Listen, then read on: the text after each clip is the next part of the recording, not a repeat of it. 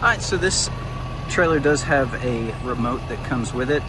I say in most of my videos, if they don't work, we don't try to fix them. We just don't have the expertise to do that. This one does seem to work all the functions though. So we're going to start by lifting the tail up.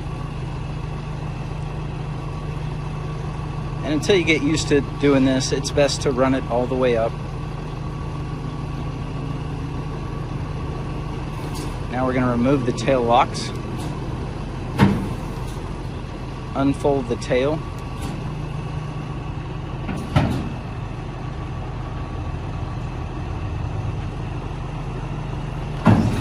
Now we're going to bring the tail down, the main section of the tail.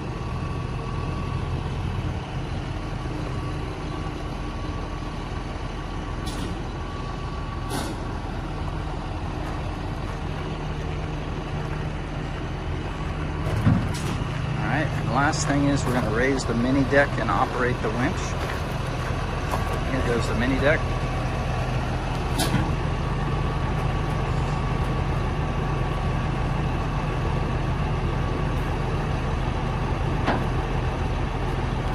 Alright, and lastly the winch.